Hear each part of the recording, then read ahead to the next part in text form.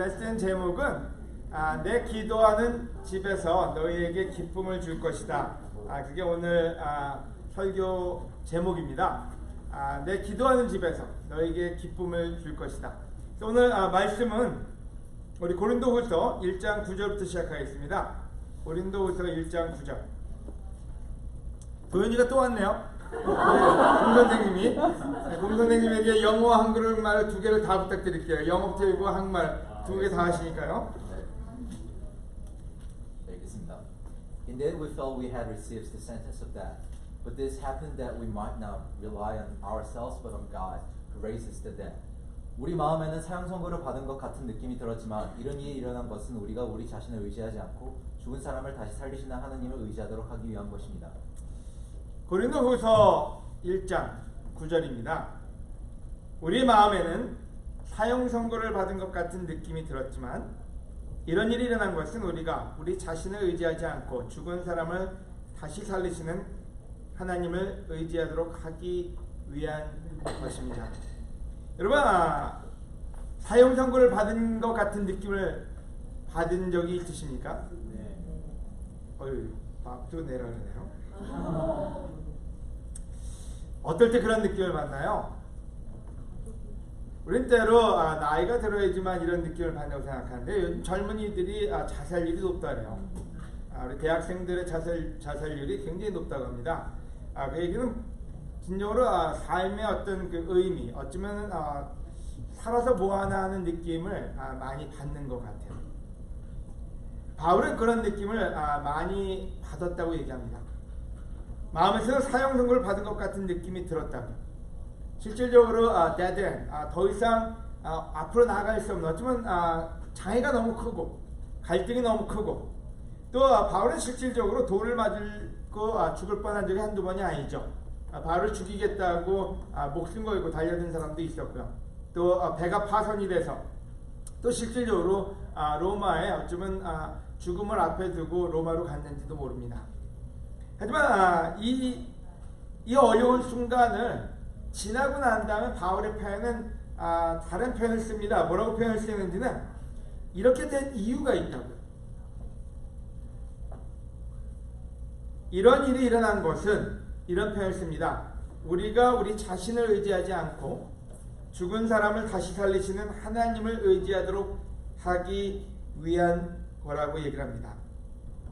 실질적으로 고난이라는 게 오면 사형 선고라는 그런 어쩌면 대대한 완전히 우리 삶에서 어려움이 왔을 때는 우리에게 선택을 요구하죠.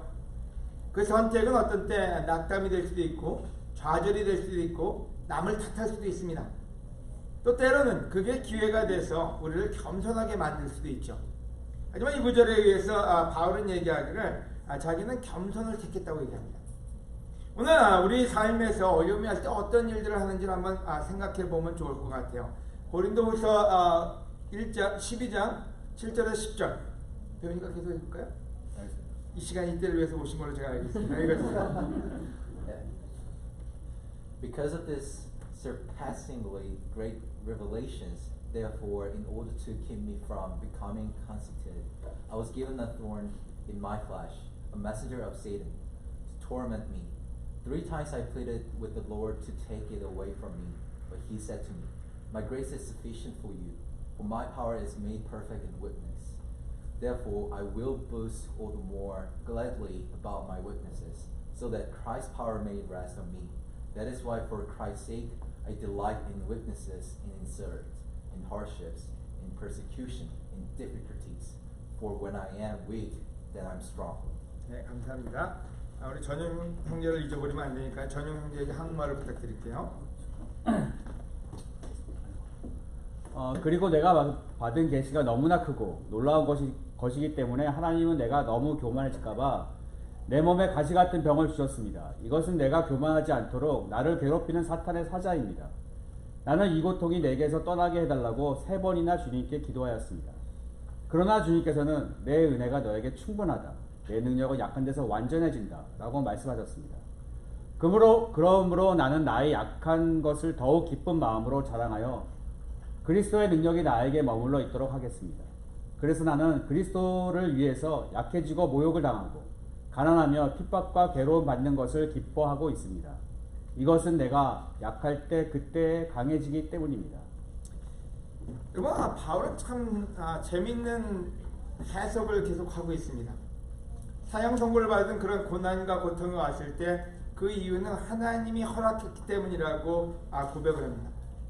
그리고 그 고난과 그 어려움을 통해서 하나님을 의지할 수 있게끔 하기 위해서 하나님이 그 일을 하셨다, 이렇게 표현을 하고 있고요. 이 구절에 보면 병이 있습니다. 병이 있어도 굉장히 심한 아주 안 좋은 병이었던 것 같아요. 내 몸에 가시 같은 병을 주셨습니다. 그래서 하나님께 기도를 했대요. 몇 번이나? 3번이나. 하지만 그는 이 또한 이런 해석을 해냈습니다. 뭐라고 해석을 해냈냐면, 내가 받은 계시가 너무 크고 놀라운 것이기 때문에 하나님은 내가 너무 교만해질까봐 내 몸에 가시 같은 병을 주셨습니다. 이것은 내가 교만하지 않도록 나를 괴롭히는 사탄의 사자입니다. 실질적으로 아픔에 대해서도 뭐라고 표현을 했냐면, 이 또한 하나님이 나에게서 떠나가지 않게 했는데 그 이유는 뭔지 나를 겸손하게 하시고, 3번이나 주님께 기도하였습니다. 그러나 주님께서는 내 은혜가 너에게 충분하다, 내 능력은 약한 데서 완전해진다 라고 말씀하셨습니다. 그러므로 나는 나의 약한 것을 더욱 기쁜 마음으로 자랑하여 그리스도의 능력이 나에게 머물러 있도록 하겠습니다. 그래서 나는 그리스도를 위해서 약해지고 모욕을 당하고 가난하며 핍박과 괴로움 받는 것에 기뻐하고 있습니다. 이것도 웬 이상한 스토리인가요? 모욕당하고 가난하고 핍박받고 괴로움 받는 것을 기뻐하겠대요. 기뻐하고 있대요. 이것은 내가 약할 때 그때 강해지기 때문입니다. 자, 여러분, 오늘 한 가지 질문이 있습니다. 여러분, 강하십니까? 똑똑하십니까? 능력 있으십니까? 굉장히 여러분 숙연해지고 계신 것 같아요. 여러분, 그게 좋은 소식이 될 수 있고 나쁜 소식이 될 수도 있어요. 그 다음 구절을 볼까요? 사실 나도, 빌립보서 3장에 바울이 얘기하는 것입니다. 사실 나도 육조인 것을 신뢰할 수 있습니다. 만일 다른 사람들이 육조인 것을 신뢰할 만한 이유가 있다고 생각한다면 나는 더욱 그렇습니다. 하나님의 성령으로 예배하고 그리스도 예수님을 자랑하며 육조인 것을 신뢰하지 않는 우리가 참 할례를 받은 사람입니다. 나는 태어난 지 8일 만에 할례를 받았고 베냐민 지파에 속한 순수한 이스라엘 사람이며 히브리인 중에 히브리인이고 그리고 율법을 철저히 지키는 바리새파 사람이었고 교회를 박해하기까지 한 열심을 가졌으며 율법에 비추어 보아도 흠이 없는 사람이었습니다. 여러분, 그 외에도 바울은 자랑할 게 많았어요. 참 똑똑했어요. 우리가 서신문들을 보고 있으면은 참 그렇게 논리적으로 반박할 수 있는 사람이 몇 명이나 될까 하는 생각이 들어요. 또 굉장히 그 당대 아주 그 놀라웠던 선생 밑에서, 가말리엘 밑에서 수제자로 있었는지 모르지만 굉장히 놀라운 교육을 받았고요. 또 그 당시에 굉장히 열등 국민에서 로마 시민권을 가지고 있었고 실제로 어디 내놔도 부끄럽지 않은 경력과 탤런트를 가지고 있었어요. 아주 어쩌면 그게 그에게 가장 큰 약점이었는지도 몰라요.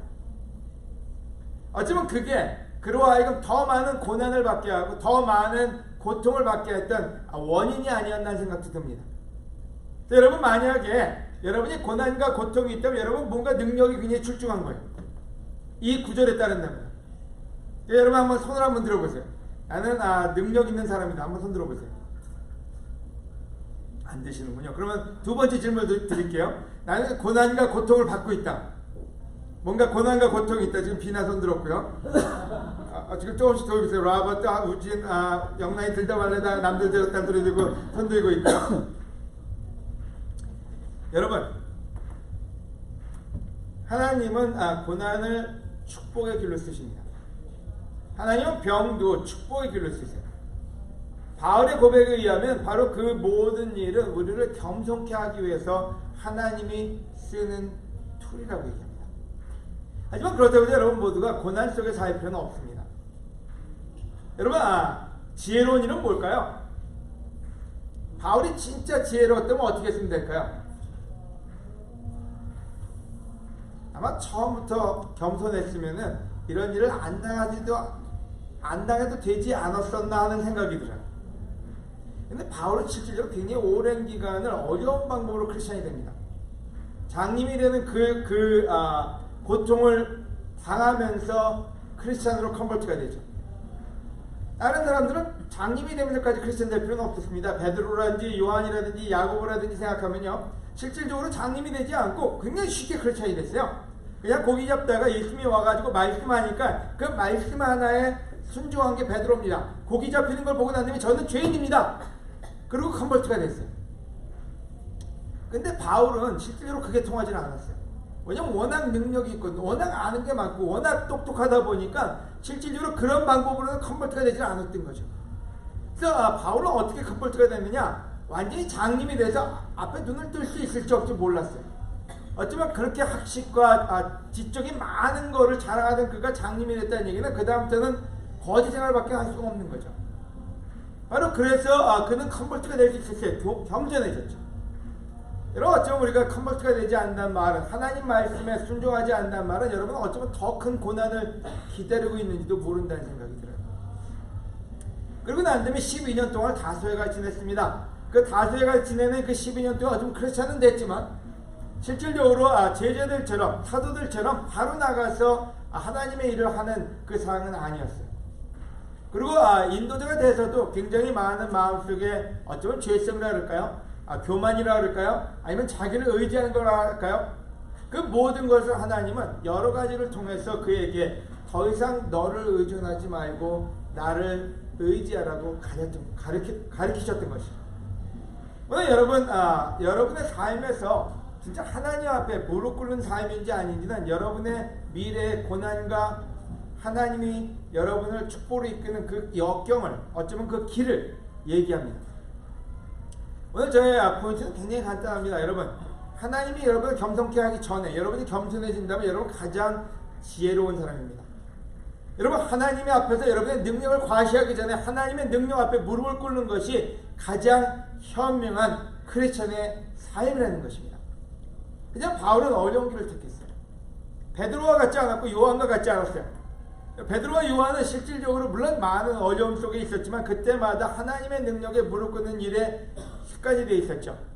하지만 바울만큼은 오랜 기간에 걸쳐서 크리스천이 되고 오랜 기간에 걸쳐서 하나님의 일을 할 수 있는 역량을 갖추게 됩니다. 물론 그 은혜가 너무 커서 너무 많은 하나님의 가르침이 그로 하여금 더 이펙티브한, 더 영향력 있는 크리스천으로 만든 건 사실입니다.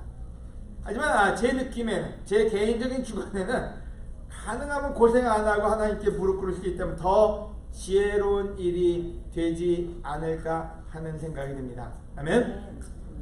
네, 여러분, 신뢰할 것이 많은 사람이었지만 하나님은 그를 축복하기 위해서 그로 하여금 더 하나님을 의존할 수 있게끔 가르치셨습니다. 야고보서 1장 2절에서 3절, 우리 한국말로 용형제가, 영어로 도현형제가 읽어주세요. 도현형제 먼저 읽어주십시오. Consider it pure joy, my brothers and sisters, whenever you face trials of many kinds, because you know that the testing of your faith produces perseverance. 형제 여러분, 여러 가지 시험을 당하더라도 그것을 기쁨으로 여기십시오. 믿음의 시련은 인내를 만들어낸다는 것을 아십시오. 여러분, 단지 바울만 그렇게 본 것이 아니었어요. 실제로 모든 제자들이 그들의 오는 시련과 역경에 대해서 이렇게 표현을 합니다. 형제 여러분, 여러 가지 시험을 당하더라도 그것을 기쁨으로 여기십시오. 믿음의 시련은 인내를 만들어낸다는 것을 아십시오. 아멘. 여러분, 베드로도 야고보도 바울도 그들은 똑같이 그들의 시련에 대해서 이런 표현을 씁니다. 여러 가지 시련을 당할 때 그걸 기쁨으로 여기라고.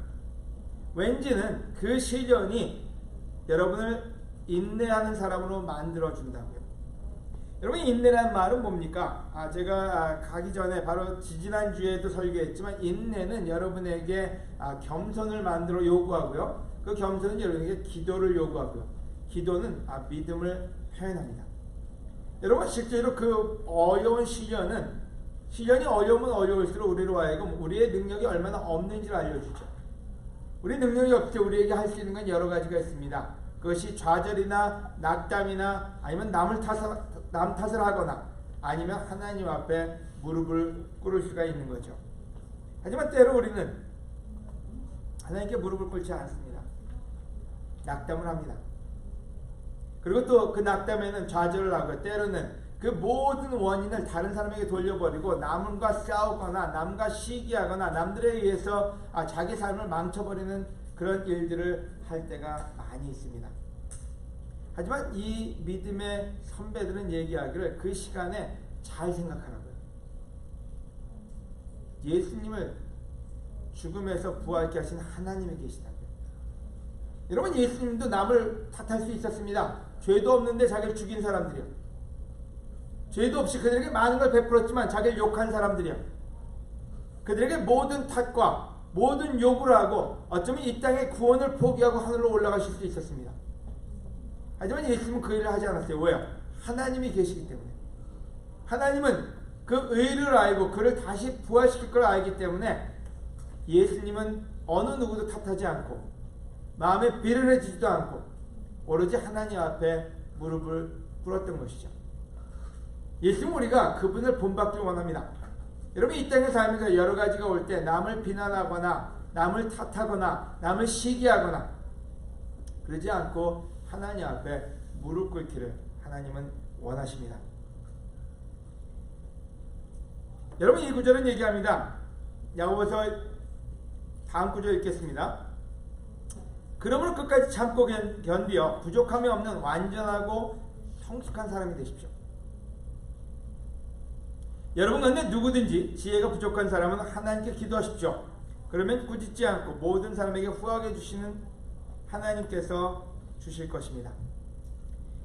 여러분, 시련이 왔을 때 그때 인내하고 끝까지 참고 견디려면 인내죠. 그리고 그렇게 된다면 부족함이 없는 완전하고 성숙한 사람이 될 거라고. 여러분, 이 얘기는 뭔지, 고난이 우리를 성장시키는 건 아니에요. 그 고난이 우리를 악하게 만들 수도 있습니다. 그 고난이 우리를 굉장히 나쁜 성격의 소유자로, 아니면 화가 많은, 아니면 비롤리스가 많은, 쓴 마음이 많은 사람으로 만들 수도 있어요. 하지만 고난은 여러분의 선택에 의해서 우리를 기도하게 만들고 그 기도의 성장은 우리를 부족함이 없고 완전하고 성숙한 사람으로 만들어준다고 얘기합니다. 여러분, 성숙은 지식에서 오지 않습니다. 여러분, 지식이 많은 사람은 어떤 때 잘난 척하느라고요 정신이 없어요. 뭐든지 알기 때문에 어디 나가서 그냥 아는 얘기만 들었다 하지 실질적으로 지식이 우리를 성숙하게 만들지 않고 어떤 때 더 임머추하게 만듭니다. 여러분, 진정으로 우리를 성숙하게 만드는 것은 하나님 앞에 무릎 꿇는 겸손과 기도입니다. 바로 그 기도는 우리를 풍요롭게 하죠. 여러분, 기도는 뭘 가져오나요? 성령님을 초대함으로써 성령의 열매를 맺게 합니다. 바로 그 성령의 열매는 성숙의 어쩌면 7가지, 9가지 열매라고 해도 과언이 아닐 것 같아요. 끝까지 견디며 부족함이 없는 사람이 되라고 얘기합니다. 여러분, 기도가 없이는 불가능합니다. 기도는 실질적으로 하나님께 요청하는 게 아니라 하나님을 배우는 시간이기 때문에, 바로 기도는 하나님의 능력을 깨닫게 하는 시간이기 때문에, 그 기도는 하나님이 누군지를 알게 해주는 시간이기 때문입니다. 오늘 여러분에게 선택을 하시라고 권해드리고 싶어요. 여러분, 인생에는 고난과 시련은 올 수밖에 없습니다. 우리 능력 밖의 일은 나이가 들면 들수록 더 많이 경험하게 되죠. 그때 여러분이 남의 탓을 할 것인지, 아니면 좌절할 것인지, 아니면 겸손할 것인지는 여러분의 선택이고, 그 모든 선택에는 여러분 결과가 따릅니다. 하지만 야고보는 얘기하기로 바로 우리가 하나님 앞에 무릎 꿇는 자기 자신을 의지하는 삶이 될 때 우리는 부족함이 없는 성숙한 사람으로 변화받게 되고, 그 성숙은 우리 주위에 있는 사람들에게 축복이 된다고 이야기합니다. 아멘. 다음 구절을 읽어볼까요? 고린도후서 1장 10절. 우리 똑같이 우리 도현 형제가 영어를 읽어주시고요, 한국말로 전용 형제가 읽어주시기 바랍니다. He has delivered us from such a deadly peril, and He will deliver us again. On Him we have set our hope that we will continue to deliver us. 하나님이 그처럼 큰 죽음의 위험에서 우리를 건져 주셨으니 앞으로도 건져 주실 것이며 또 건져 주시리라 믿습니다. 그래서 바울은 다음 구절에서 이런 표현을 씁니다. 하나님이 그처럼 큰 죽음의 위험에서 우리를 건져주셨으니 앞으로도 건져주실 것이며 또 건져주시라 믿습니다.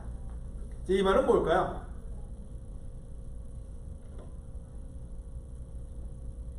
뭘까요?에는 물음표가 붙습니다. 이 말의 의미는 뭘까요? 늘 함께 하신다. 늘 함께 하신다. 하나님이 해주실 거예요. 하나님이 해주실 것이다. 이안. If we persevere in Him, He's going to continue delivering us. 우리가 인내하면 계속해서 우리를 구원해 주실 것이다. 아멘. 걱정하지 말고 믿어라. 걱정하지 말고 믿어라. 아멘. 아직 답이 안 나왔어요. 네, 진짜예요. 고난이 또 올 것이다. 그렇게 무서운 말씀을. 네? 위험을 겁내지 마라. 위험을 겁내지 마라. 제가 계속 기다리는 이유는 아직 답이 안 나왔어요.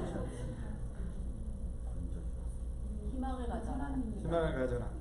여러분 말이 틀리다는 건 아니에요. 제가 원하는 답이 안 나왔다는 거예요. 여러분 주눅 들지 마세요. 시험에 들지 마시기 바랍니다. 고난을 통해 믿음을 가졌다. 생겼다. 굉장히 가까웠어요. 대박. 여러분 하나님이 그처럼 큰 죽음의 위험에서 우리를 건져 주셨으니 이건 과거예요. 그죠? 자, 과거에 어려운 일을 당했어요. 죽을 고비를 사형 선고를 받은 것처럼 그런 느낌이 왔어요. 근데 그때 바울은 경험을 했다고 얘기합니다. 어떤 경험이요? 하나님이 건져 주셨다고. 그 건져 주심에 의해서 그가 뭘 배웠냐면 내가 더 이상 나를 의지하지 말고 하나님을 의지해야 되는 거야. 다른 말로 하면 기도했다는 얘기예요. 다른 말로 하면 예수님께 무릎을 꿇었다는 얘기예요. 바로 그걸 통해서 죽을 고비를 넘겼고 그 죽을 고비를 넘긴 그 과거가 자기의 미래를 만든다고 얘기합니다. 바로 우리를 건져 주셨으니 앞으로도 건져 주실 것이며 또 건져 주시리라 믿습니다. 아멘. 여러분 기도는 기도를 부릅니다. 기도의 경험을 하지 않으면 우리는 크리스천의 삶을 넉넉하게 살 수가 없습니다.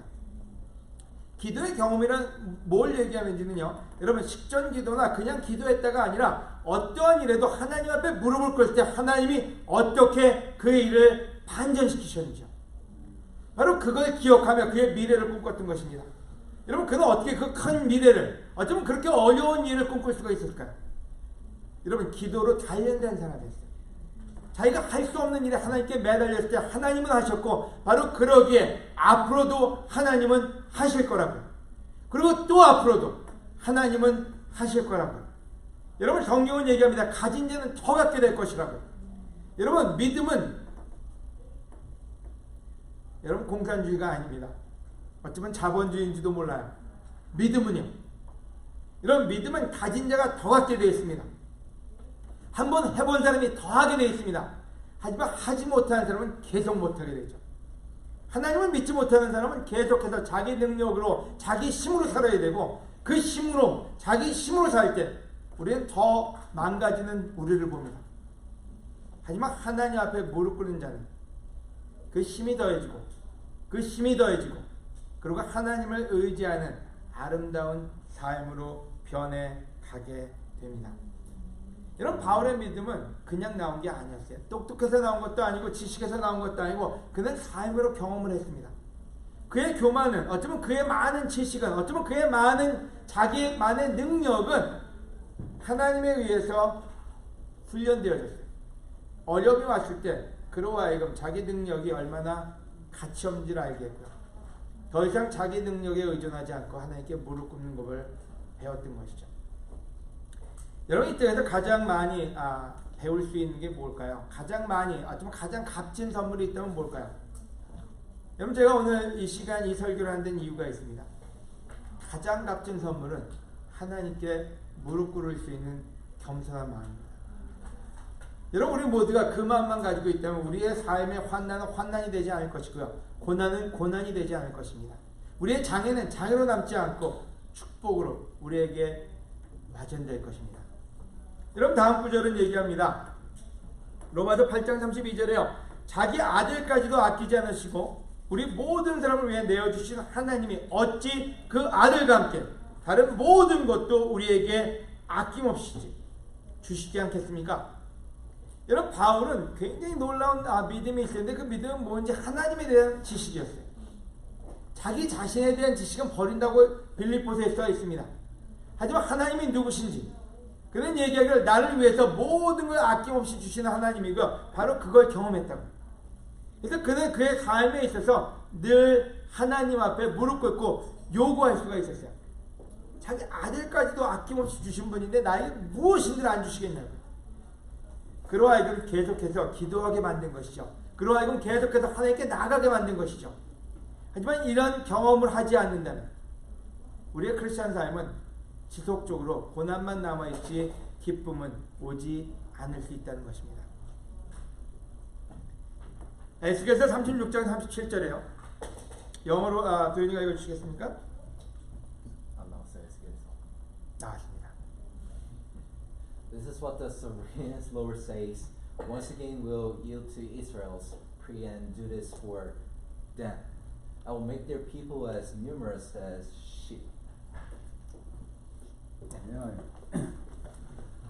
나 주 여호와가 말한다. 나는 또 이스라엘 백성이 나에게 이 일을 이루어 달라고 기도하게 하겠다. 내가 그들의 수를 양떼처럼 많게 하되.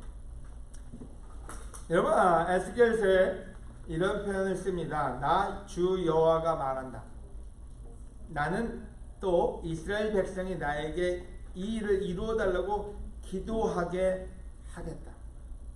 어떻게 하나님이 우리한테 기도하게 할 수 있을까요? 여러분 아이들한테 너 기도해 하면 기도는 합니다. 하지만 그 기도가 진실성이 갈 때는 언제까지 진실성이 갈까요? 저는 어릴 때 자전거가 되게 갖고 싶었어요. 저희 집에 이렇게 잘 살지를 못했습니다. 아버님이 사업에 많이 실패하셔가지고 빚이 많았어요. 근데 저희 어머님이 학교에서 그때는 이제 금상, 은상 뭐 이런 걸 줄 때예요. 제 초등학교 때는, 여러분 초등학교 때는 모르겠어요. 제 초등학교 때는 금상, 은상 뭐 이런 거 주면 그거 받아오면은 굉장히 칭찬받는. 저희 어머님이 아마 금상을 받아오면은 자전거를 사주겠다고 저한테 약속을 하신 것 같아요. 초등학교 2학년 때인가 1학년 때인가 그런데요. 그래서 제가 그때 공부도 열심히 했지만 또 한 가지 한 게 있습니다. 흙바닥에서 기도를 했어요. 제가 망원동에 살았는데 그때 아스팔트가 아니었습니다. 근데 학교에서 오는 길에 땅바닥에 주저앉아서 무릎 꿇고 기도를 했어요. 하나님, 제가 금상을 받게 해주십시오. 자전거를 타려고. 여러분, 하나님은 우리가 기도하게끔 만들겠다고 하셨어요. 하나님의 계획이에요. 하나님은 바울이 기도하게끔 만드셨고요. 하나님이 여러분이 기도하게끔 만드십니다. 중요한 거는 여러분은 기도할 것인지 좌절할 것인지 원망할 것인지는 여러분의 선택입니다. 여러분 인생에서 우리가 해결할 수 없는 일이 있는 건 좋은 겁니다. 왜요? 그 일은 더 큰 일을 하나님이 하실 수 있기 때문에. 우리 능력밖에 축복을 받을 수 있는데 문제는 우리가 하나님의 능력에 무릎 꿇지 않기 때문에 더 큰 축복을 저버릴 수 있다는 것입니다. 그래서 오늘 이 구절을 잘 기억하시기 바랍니다. 하나님은 여러분이 기도하기를 원하신다는 거예요. 하나님의 계획이에요. 우리가 이 진리를 알기 원하세요. 이 진리를 깨닫는다면 우리는 쉽게 하나님께 무릎 꿇을 것입니다.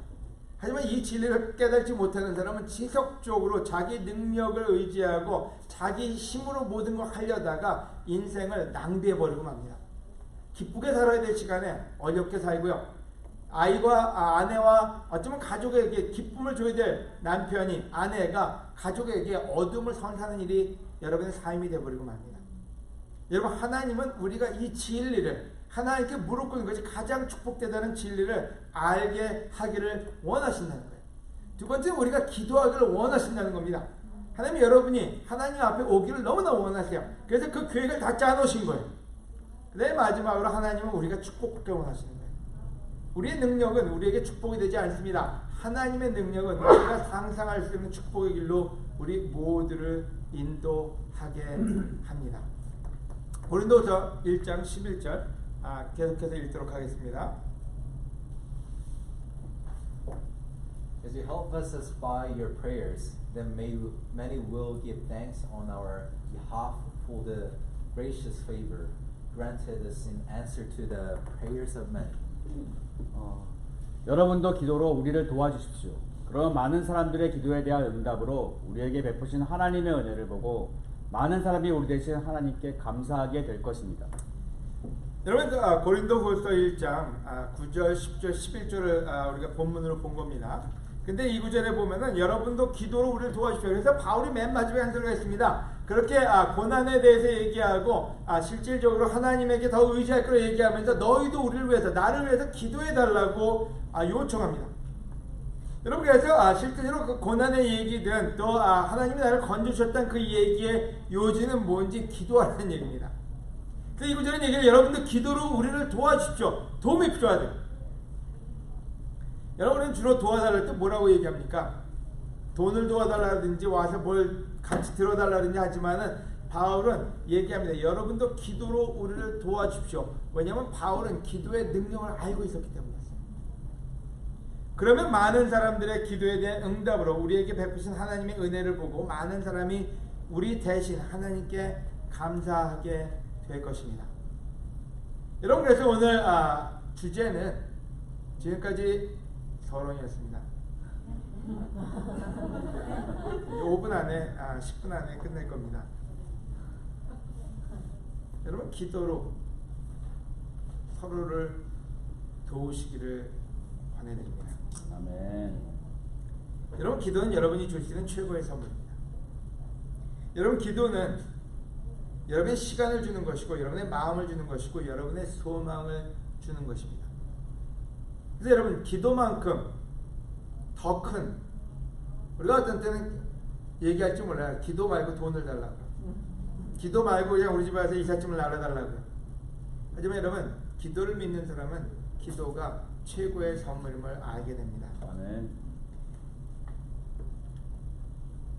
계시록에 써 있습니다. 보라 내가 밖에 서서 문을 두드리고 있다고. 누구니 내 음성을 듣고 문을 열면 내가 그에게 들어가서 그와 함께 먹고 그는 나와 함께 먹을 것이다. 자, 두 번째 질문. 이 내용은 뭡니까?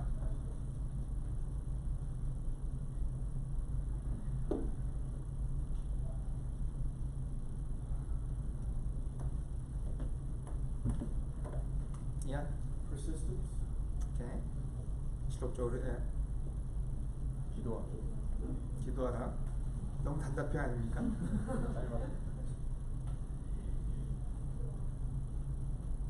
정호? 하나님의 응답을 들을 준비가 돼. 하나님의 응답을 들을 준비가 되어 있느냐? 네, 조금 깊게 나갔어요. 예원이도 한마디 하고 싶은 것 같은데 아직 생각 중에? 기도를 통해서 선플레이 예수님을 같이 겪으라고요? 아주 정답에 갈 것 같아요. 그럼 문을 열고 예수님이 들어오면은 그와 함께 먹고 그와 나와 함께 먹을 것이라는 얘기는 뭔지 더 이상 우리 능력 밖의 일을 예수님이 같이 하겠다는 얘기잖아요. 그죠? 근데 문제는 뭔지 예수님이 우리 안에 들어오지 않고 있는 거예요. 그거 우리 능력으로 살고 있다는 얘기예요. 예수님이 있으면 여러분 겁먹지 않습니다. 우리 아이들이든 부모가 같이 있으면 여러분 겁먹지 않아요. 그냥 부모가 없으면 겁을 먹어요. 예수님 뭐라 하니 내가 밖에서 문을 두드리고 있다고. 문만 열면 내가 들어가겠다고. 물론 크리스천들의 한 말입니다. 여러분 우리의 기도는 언제까지 하면 좋을까요? 기도는 몇 시간 하는 게 적절한 시간입니까? 우리 거수를 한번 해볼까요? 5분 10분 지금 10분에 한 표 나왔습니다. 1시간 1시간에 몇 표 안 계세요? 자, 기도는 얼마나 하는 게 적절한 건가요? 예? 많이 하면 많이 할수록. 오케이, 성우도 한마디 해보실까요? 기도는 얼마나 하는 게 적절한 건가요? 쉬지 말고 숨은 쉬어야 되지 않겠습니까? 여러분 기도는 우리 지난 2주 전에 설교한 것처럼 성령님과 연결될 때까지. 기도는 여러분의 기도가 응답 받을 때까지요. 여러분 기도는 예수님이 여러분 집에 들어올 때까지요. 기도는 여러분 빠지셔야 됩니다. 기도는 일부가 아니라 여러분의 일상이 되어야 되고요. 일부가 아니라 여러분의 전부가 되어야 됩니다. 그것이 여러분이 축복받는 길입니다. 이 구절은 얘기를 예수는 계속 문을 두들기고 있다 그랬어요. 여러분, 2주 전에 제가 설교할 때 그런 얘기 했습니다. 짜장면은 언제까지 여러분 전화할 겁니까? 짜장면 집에요. 짜장면 올 때까지요. 오지 않으면 여러분 더 하게 되는데 우리는 어떤 때 한 번, 두 번으로 그쳐버리고 그 다음에 포기합니다. 오늘 이 시간 다시 한번 2020년을 준비한 여러분 모두에게 권해드립니다. 여러분, 기도 없이 2020년을 시작하지 마시기를 권해드립니다. 여러분, 미래에 대한 꿈은 여러분 하나님과 함께 꾸셔야 됩니다. 이 구절은 얘기하기를 기도하라고, 하나님 우리가 기도하게 만들겠다고 하셨어요. 또는 결론을 얘기하며 기도하되 여러분 자신과 여러분의 가족을 위해서 늘 기도하십시오. 언제까지요? 여러분의 가족을 위해서 죽을 때까지 하십시오. 여러분의 자녀를 위해서, 여러분 자녀가 크리스찬이든 아니든 말을 듣든 안 듣든 괜찮습니다. 하지만 매일 여러분 죽을 때까지, 왜? 여러분이 그들을 사랑한답니다. 여러분이 자식한테 줄 수 있는 최고의 선물은 전 기도라고 믿습니다. 제가 잘했든 못했든 간에 제가 포기하지 않고 하는 게 있다면 제 아내와 함께 저희 아이들에 대한 기도입니다. 제가 아이들에 대한 기도를 한 번만 빼먹어도 저희 와이프는 저의 기도를 멈추지 못하게 합니다. 여러분, 저희 어머니가, 저희 할머니가 했던 기도가 저에게는 가장 큰 영향을 줬다고 저는 믿습니다. 제가 문제아였기 때문에, 제가 가장 문제가 많았기 때문에 저희 어머니와 저희 할머니는 저를 위해서 늘 기도해야만 했고, 그 기도는 저에게 하나님이 함께 할 수 있는 축복의 길을 열어주었습니다. 여러분 아이들이 어떤 상태든 간에 여러분의 아이를 위해서 기도하는 일을 멈추지 마시기를 권해드립니다. 아멘. 여러분 자신을 위한 기도요. 여러분 다윗은 자기의 마음을 깨끗하게 해달라고요. 자기의 마음을 하나님 앞에서 확고하게 해달라고 기도했습니다. 여러분 예수님은 요한복음 17장에서 자기를 영광스럽게 해달라고 기도했습니다. 왜요? 하나님을 영광스럽게 할 수 있게끔요. 여러분을 위한 기도를, 여러분의 죄에서 떠날 수 있는 기도를 지속적으로 하시기를 권해드립니다. 아멘. 두 번째로 여러분 모든 사람을 서로를 위해서 기도하시는 것. 여러분 이 구절은 얘기합니다. 나는 무엇보다 먼저 여러분을 권합니다. 그대는 모든 사람을 위하여 하나님께 열심히 기도하며 감사하십시오. 여러분 주위에 있는 사람은 여러분의 기도가 필요합니다. 제가 아내에게 감사하는 건 아내가 늘 기도해요. 물론 아내뿐만 아니라 많은 분들이 그렇게 기도하고 있으리라 믿습니다. 하지만 제 아내는 늘 기도를 듣기 때문에 아내가 매일 다른 바울톡을 위해서 돌아가면서 매주마다 한 바울톡씩, 하루에 한 바울톡씩 기도를 합니다. 그래서 모든 사람의 이름을 들어와서 모든 공부하는 사람들, 모든 약한 사람들, 모든 멤버들을 위해서 기도하는 걸 들을 때마다 저한테 굉장히 챌린지가 돼요. 여러분 서로를 위해서 기도하는 일을 멈추지 마시기를 권해드립니다. 누군가 여러분을 위해서 기도하겠다는 사실만으로도 여러분 엄청난 격려가 되고 엄청난 축복이 됩니다. 아멘. 그 다음에 여러분 나는 너에게 말한다. 원수를 사랑하고 너를 핍박하는 사람을 위해서 기도하라. 여러분 제가 손을 들라고 한번 해볼게요. 여러분 원수를 위해서 기도하십니까? 들지 마세요. 원수 있다는 게 표시가 나니까요. 여러분 원수를 우리는 미워할 수도 있고 증오할 수도 있고 그들을 욕할 수도 있고 그들을 위해서 기도할 수도 있습니다. 우리의 선택은 뭔가요? 여러분 살다 보면 원수는 생깁니다.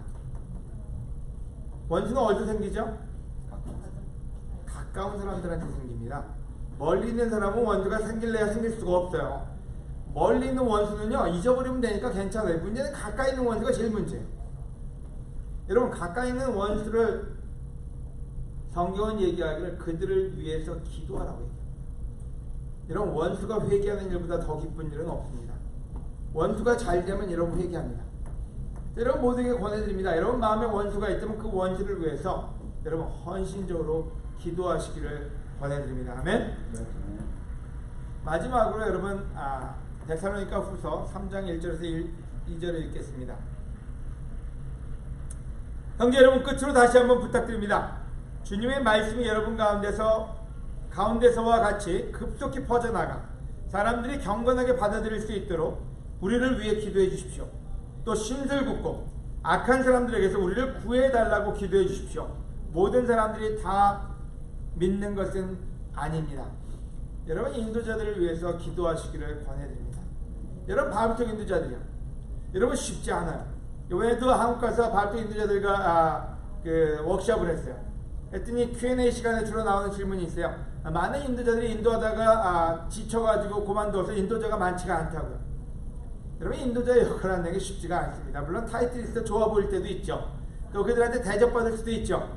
하지만 이 구절에 보면 뭐라고 얘기했는지, 우리를 위해 기도해 주십시오. 또 신들고 악한 사람들에게서 우리를 구해달라고 바울의 표현이 재밌지 않아요? 심술궂고 악한 사람들을 위해서 자기를 구해달라고. 여러분, 인도자의 역할을 한다는 건 쉬운 일은 아닙니다. 물론 많은 베네핏과 하나님의 축복도 있겠지만은 그들은 여러분의 기도를 필요로 합니다.